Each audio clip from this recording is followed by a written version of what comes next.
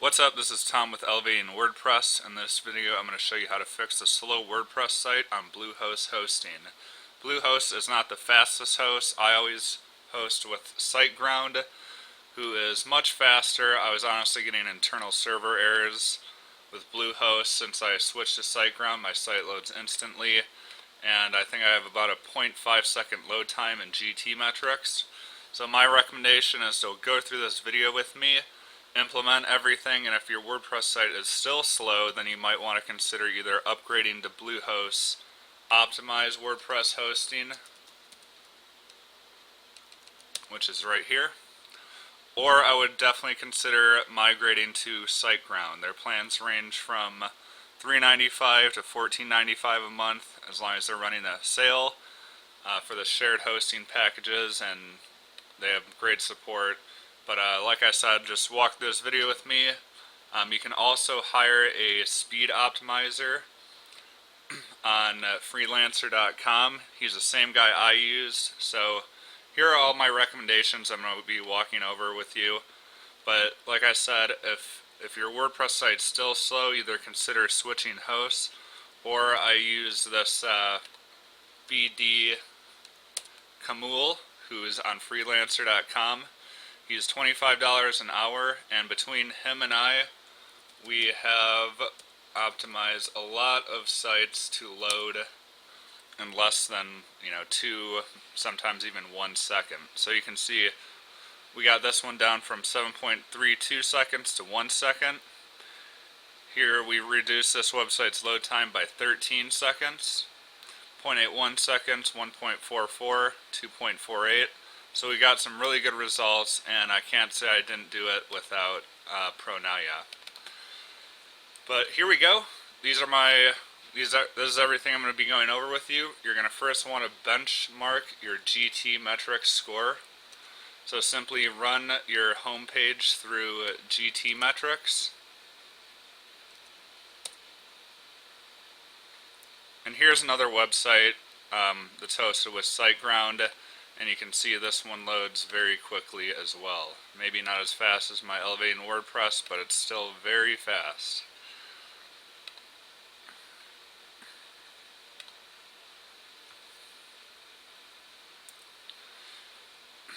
So here we go. Here's my GTmetrix score. I have a 0.8 second load time. But you can see all your recommendations right here, and you can click each tab to view a more detailed outline of what it says. So these are the things I'm going to be going over. You also want to check the Why Slow tab. But this just gives you a benchmark of where you are right now. So as you implement some of these things, you can retest your GTmetrix score and hopefully get good results. So the first thing you want to do is delete unused plugins. I'm not going to walk you through that. You just go to your plugins menu, go to your inactive plugins, and delete all the plugins you don't use. So you really try to want to be minimal with your plugins. So for example, you don't need a Google Analytics plugin because you can insert this tracking code directly into your footer. You don't need a Facebook or Twitter widget plugin because you can grab the code straight from their website. So really try to minimize the amount of plugins you use. Number 3 is diagnose slow plugins and find alternatives. So you're going to run the P3 plugin performance profiler plugin, and that's going to tell you your slowest loading plugins. So all you got to do is go into your WordPress dashboard, go to plugins, add new, install the P3 plugin. Once you do, go to your plugins menu again right here, and you'll see the scan now option, and you're going to see the ability to start scan and do an auto scan. Once that's done running, it's going to show you your slowest loading plugins. And I'll show you what it looks like. It does take a while to run, so I'm just going to show you a picture of it. So this is what it'll look like. You can see, okay, broken link checker. That detects broken links on my website, but you don't need to have that installed all the time. So maybe every 2 weeks or a month you install the plugin and then run it, fix your broken links, and then uninstall it. Just like P3 plugin performance profiler, Once you're done using it, you can just delete it and then reactivate it when you need to. So I want to point out that there are a lot of large plugins that can really slow down your site, like Jetpack, Revolution Slider, social media sharing plugins, Google Maps, live chat plugins, event calendar plugins, commenting plugins is a big one, like Comment Love. So the trick with these is you want to find the most lightweight plugin. So if you're not using Revolution Slider for all its options and you just want a simple slider, you can actually use the Soliloquy slider. So this is like $19, but I've seen this take, we replaced the Revolution slider with Soliloquy and it reduced the load time by about 3 seconds just by doing this. So this is definitely a lightweight plugin, but you know, if you're using a live chat or let's see, whatever plugins you see that are really large and are taking up a lot of load time, you just want to do your research and look for the lightweight plugins. So Resize Images. Optimizing images can be broken down to 3 things: resizing, specifying image dimensions, and losslessly compressing them with a plugin like Imagify. But you can see in your GTmetrix report that all these are high priority items in a GTmetrix. So they're serve scaled images. If you click it, you can see the images that need to be resized, and GTmetrix will actually tell you the size that it should be resized to.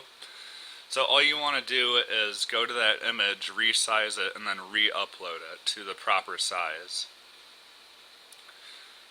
Optimize images means losslessly compressing them using Imagify. So there's a lot of free lossless compression plugins out there, but Imagify and Kraken tend to be the top 2. So you basically get a monthly limit, and once you reach that monthly limit, you can either wait till the next month until it resets, or you can pay them. It's pretty cheap to do that, but do not use the free plugins because it can mess up your images. Specify image dimensions. That just means we need to specify a width and height in the image's HTML or CSS. So we'll go to widgets, or we're going to X out of this first.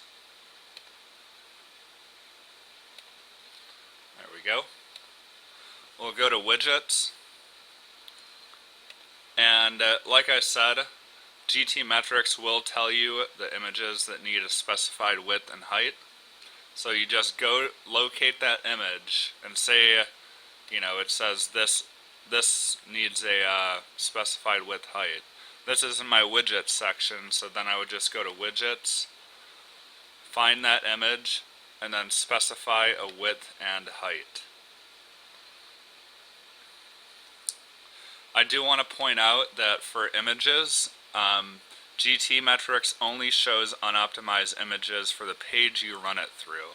So my suggestion is to run a page through it and start by optimizing images for those that appear on multiple pages. So like your logo, your footer images, your sidebar widget images, things like that, and then run your most important pages through GTmetrix and then optimize those. So like I said, serve scaled images, optimize images using Imagify, the lossless compression. All you need to do is install the Imagify plugin, then go to the Imagify website and sign up for an account.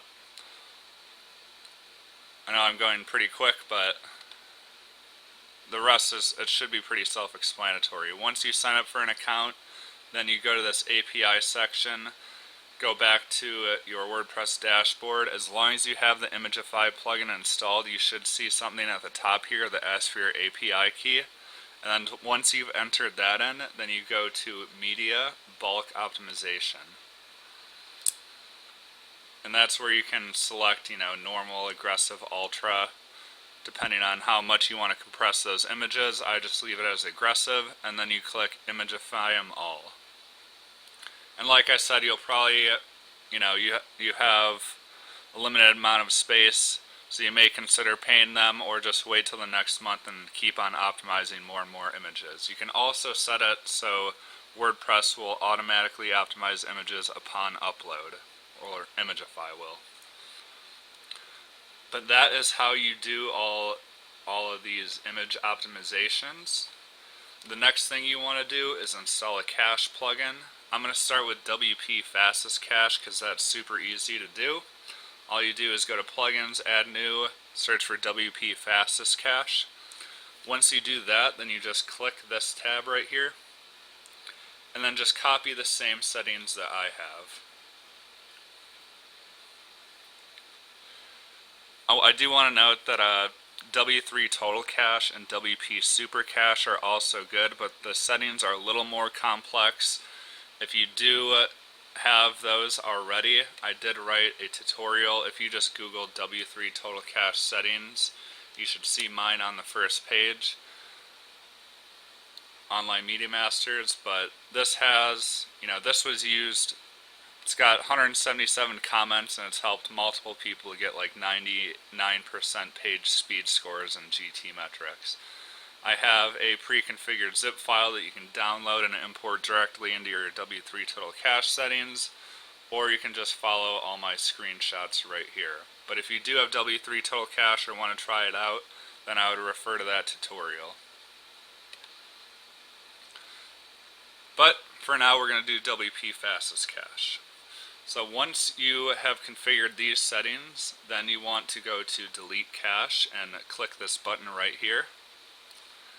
And then that is it. And that's what I meant by WP Fastest Cache is super easy. And I actually got the best results, at least on this website, with WP Fastest Cache. I tested out W3 Total Cache and WP Super Cache too, but WP Fastest Cache got the best results, which was pretty amazing considering how simple it was. The next thing you want to do is click this CDN tab right here and go to CDN, MaxCDN. So you can create a MaxCDN account, but I did list a coupon that gets you 25% off your plan if you check the video description. It is an affiliate link, so I do get a small commission off the sale, but it's going straight to Navient for student loans, and I would appreciate it if you did that. It's like a donation that you can do if you'd like. If not, it's cool too. But it will get you 25% off your plan. And MaxCDN, it's a content delivery network. So I know I'm going fast. If your servers, if you're hosting your site, you're hosting it on one server. If someone is trying to access your website in Europe and your server is located in Chicago, that content's going to take a long time to travel. So MaxCDN hosts your website, it mirrors your website on multiple servers around the country and world, and it uses the closest server to deliver your content to that visitor. So it can potentially shave seconds off your load time, especially for visitors who are far away. So all you do is sign up for a MaxCDN account. It is $6.75 a month with my coupon, discounted from $9. They also have a free trial right here at the bottom of their website if you just want to try that out. But I would recommend MaxCDN. All the free like KeyCDN, that plugin, and there's a lot of free CDN plugins. Honestly, they're crap. I would avoid them. So just go ahead and sign up either for a test account or a paid account. And once you do that, you're going to want to create a pull zone. And I already created two pulls, a lot of pull zones, but I'll show you what it looks like. You're basically going to get to an option where it says site name, URL, and then label.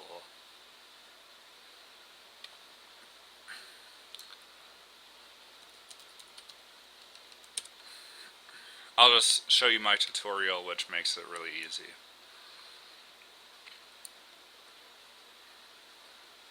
So like I said, sign up for MaxCDN, then go to Zones, create poll zone.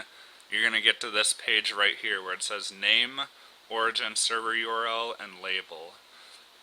So just put your name and label and then put your website right here. Then click create, and then you're going to see the CDN URL and origin URL, which WP Fastest Cache is going to ask you for.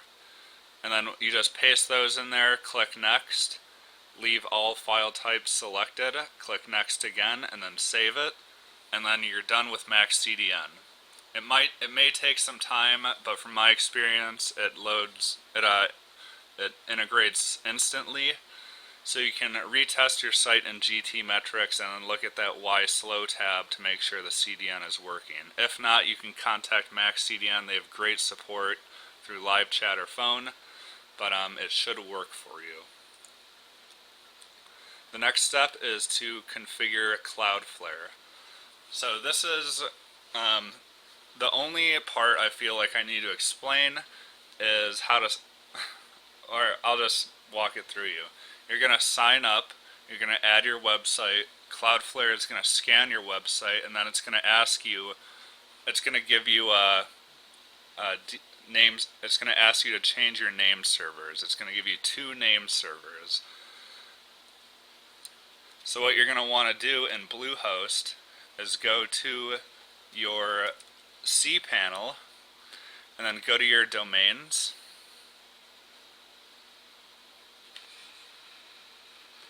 There we go. Go to domains.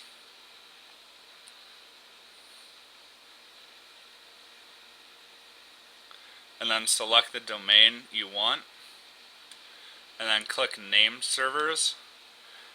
And then since this is the demo cPanel, but you're going to see it use a custom name server.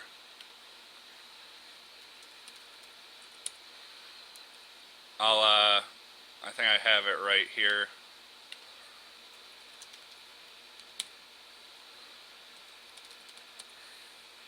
So like I said, here are the steps. You sign up for CloudFlare, add your website. You are going to configure these basic settings. Just sign up for the free plan, CDN plus basic optimizations.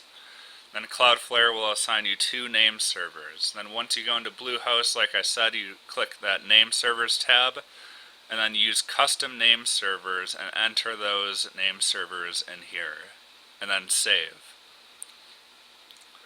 So I would back up your website before you do this, but once you're done with that, go back to CloudFlare and click I've updated my name servers. Then click this gear option and go to CloudFlare settings. So I'm actually going to log in, and there's going to be a bunch of tabs on top.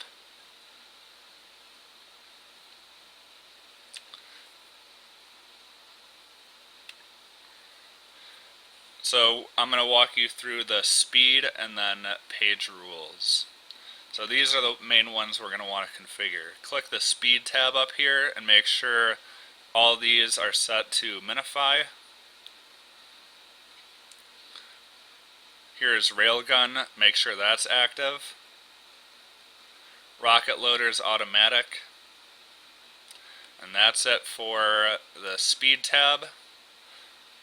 And then go to your page rules and just copy everything I have right now. So there's certain things for like the WordPress admin and the preview and the home page. But you would create a page rule, and then here are the settings I have for the WP admin. So follow this format only for your website. I'll go ahead and enlarge that. But follow all this for your website. And then besides the WP admin, we're going to want to do this preview true rule. And again, follow the same settings I have. And then we're going to want to do the home page. Same settings. And make sure you save it, obviously. But after that, then CloudFlare is done. It may take anywhere from 24 to I think 48 hours to propagate and see results. But like I said, back up your website, give it some time to update. CloudFlare, by the way, I didn't even explain what it does. It helps with your website speed and security because it acts as a proxy between your website and your visitors. But I would definitely recommend it. So that's CloudFlare and MaxCDN. WP Optimize is very self-explanatory, so all you do is install the WP Optimize plugin. Once you do that, you're going to see on the left side of your, I'll close all this out. Once you do that, on the left side of your screen, you're going to see a WP Optimize button around here, and all you do is run the plugin with the default settings. I wouldn't mess with any of the other settings, just run it as the default, and that will delete your trash folder, your spam folder, post revisions, trackbacks, pingbacks, other things that are complete garbage and you don't need. So I went over quite a few things. Those alone should really help you with your GTmetrix scores. So go ahead and run your site again through GTmetrix and look at your new results. Comment if you have any questions about anything I went over. I know I went over it fast, so I'm glad to answer anything you have. But I did write a more in-depth WordPress speed optimization tutorial that I'll leave in the video comments if you want to refer to this. So additional WordPress speed tips. Use a lightweight theme. I can't stress this enough.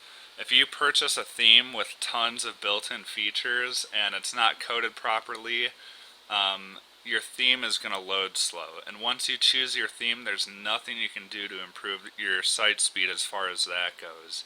So I recommend StudioPress. I don't know if you haven't heard of them, I would definitely check them out. They have really beautiful themes. All their coding is super clean. Security is good, and built-in SEO. Definitely would recommend StudioPress. Minimize redirects. If this shows in your GTmetrix report, this usually means that you changed www versus non-www versions of your website and that you need to change your links to the correct version. And you can use like a better search and replace plugin to bulk change those. Lazy load pages and videos. So this means as you scroll down the page, the page loads. So it doesn't load initially all at once, it loads as you scroll down. So there's a lazy load plugin for your entire page. Some people don't prefer that, so if you just want to do videos, which take up a lot of resources, then you can just install the lazy load plugin for videos. Defer parsing of JavaScript and add expires headers just means we need to insert a code, which is in my guide right here. Defer parsing of JavaScript. So you would just back up your functions.php file and go there and insert this code. Same thing with expires headers, only you would insert it in the top of your .htaccess. So there's the code.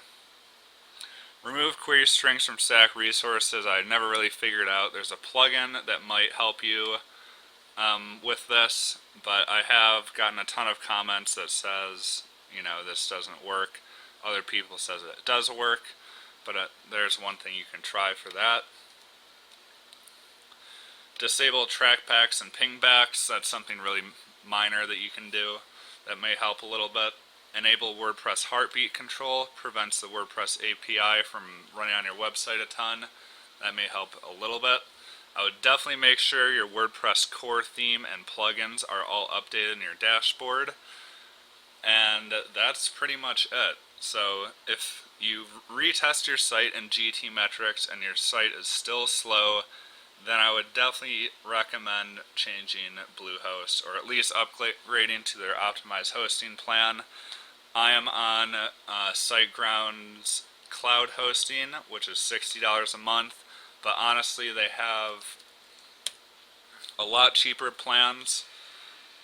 Honestly, if you're on Bluehost's cheapest plan, the $3.95 a month, and you migrate to startup, you should see good results just from that. But I would recommend Grow Big if you can, or Go Geek if you have the budget. These basically include more server resources, which is the key ingredient that makes your website load faster. I mean, if you Google, if you look at the WordPress optimization guide, the official one, it says fast hosting is the #1 factor. And server resources is really what they're talking about. So as you upgrade plans, you get more server resources. So in my opinion, Grow Big is only $4 a month more, and you get basically double the amount of server resources. Definitely worth it, and you can host unlimited websites, tons of features. But like I said, I am an affiliate of SiteGround, so if you do sign up for them, I would appreciate if you use the link in the video description. Goes straight to student loans. And if you want to outsource it, like I said, just go to freelancer.com and search for user BD Kamul. I already went over that, but you know, he is excellent. He's optimized a ton of websites, and I've paid him over $20,000 in speed optimization and development fees, so definitely my main man. So that's basically it. I know it's a lot, so if you have any questions, seriously, comment on the video and I'll be glad to help you. Otherwise, good luck.